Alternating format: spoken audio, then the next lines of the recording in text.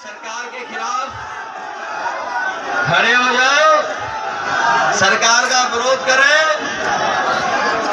तो बुलडोजर से डराते हैं, बुलडोजर से। और अभी सड़कों पे देख करके आ रहे हैं, हमें बड़े बड़े पुल दिखाई दे रहे हैं, बड़े बड़े पुल, सड़क के डिवाइडर पर पुल खड़े दिखाई दे रहे हैं। इसलिए 22 का चुनाव बुल और बुलडोजर हटाने वाला है।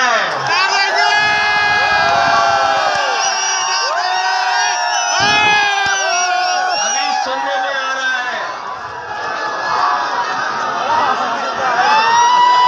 4.5 साल तो कुछ किया नहीं।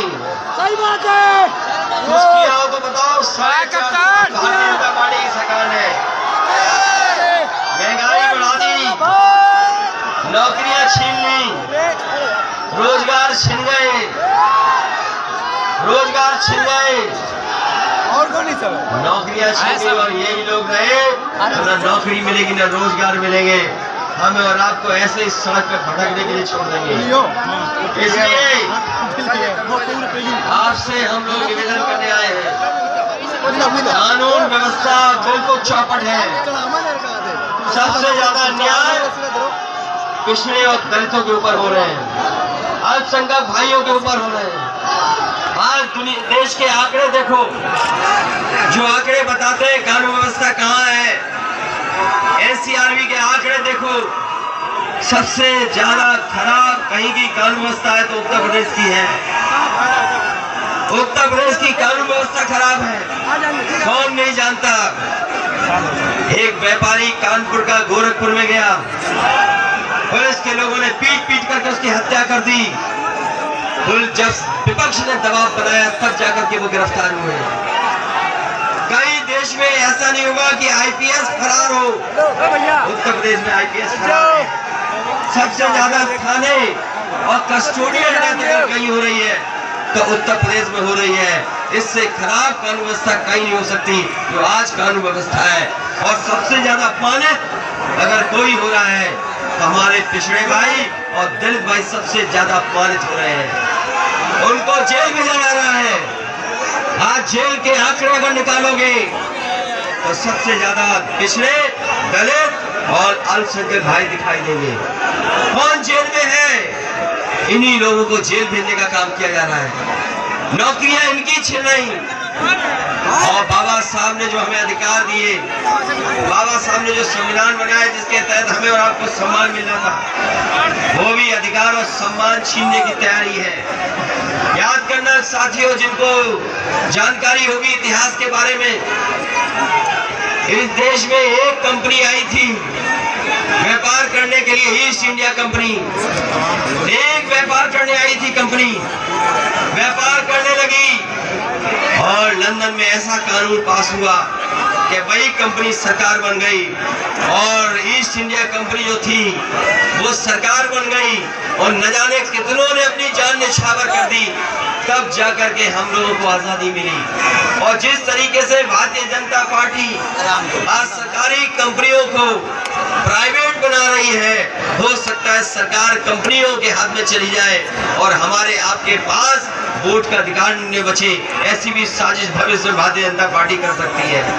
इसलिए हमें और आपको सावधान रहना है, सावधान रहना है।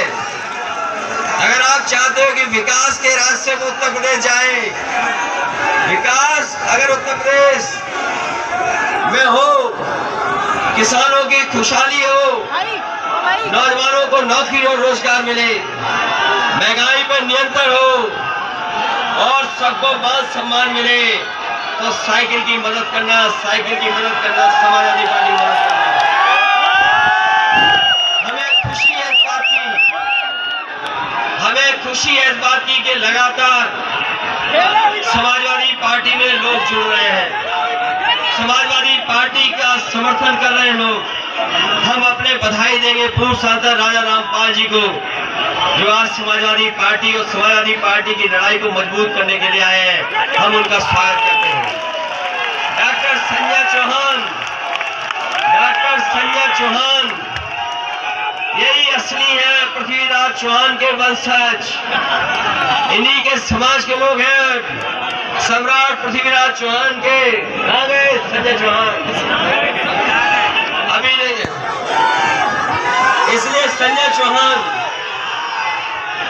सम्राट पृथ्वीराज चौहान के पूर्वजों की लड़ाई लड़ रहे हैं, चौहान समाज के हैं, हम उनको बधाई देते हैं। इसी तरह लगातार समाजवादी पार्टी में डॉक्टर राम प्रकाश कुशवाहा जी शामिल हुए, उनको बधाई देते हैं। के सचान साहब को बधाई देते हैं। के बीच कमलेश दिवाकर पहले आ गए, उनको भी बधाई देते हैं। अखिलेश कटियार जो बहुत बड़ी लड़ाई लड़ रहे थे, सबको छोड़ करके हमारे नवासी हमारे साथ आए हैं। कटियार भी सामने आए हैं समाजवादी पार्टी में, ये समाजवादी पार्टी में जुड़ रहे हैं और इसीलिए जुड़ रहे हैं क्योंकि ये समाजवादी पार्टी में लगातार जुड़ करके समाजवादी पार्टी की ताकत बढ़ा रहे हैं और यही ताकत आने वाले समय में उत्तर प्रदेश के बोल और बुलडोजर को उखाड़ फेंकने का काम करेंगे। इसलिए आपका धन्यवाद देता हूं मैं। और नौजवान साथियों, चुनाव के जोश का उत्साह रखना है।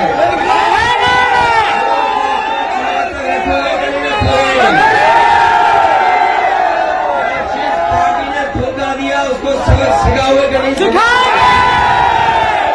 बुंदेलखंड की जनता ने कह दिया है कि इस बार भारतीय जनता पार्टी का सफाया होगा। बनाओ कानपुर और कानपुर ग्रामीण और बैंक के लोग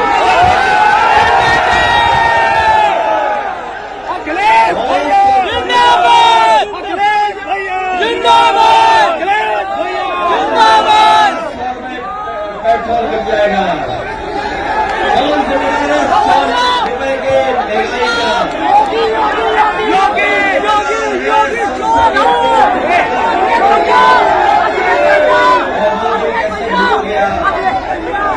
वो तो कैसे भूलोगे जब अस्पताल के बिस्तर के लिए हम और आप लोग करते रहे? नहीं भूलेंगे।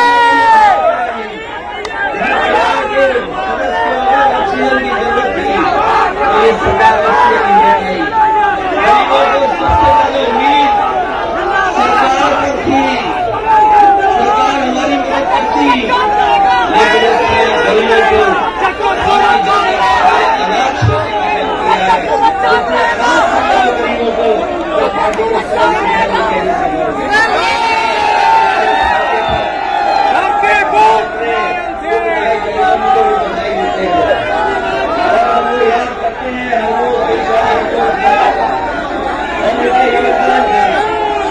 जिन्होंने लगातार समाजवादी संघर्ष को आगे बढ़ाने का समाजवादी पार्टी को मजबूत बनाने का काम किया और जब कभी संकट आया होगा तो चौधरी भगवत सिंह समाजवादी पार्टी में खड़े होकर उस पार्टी को आगे बढ़ाने का काम किया।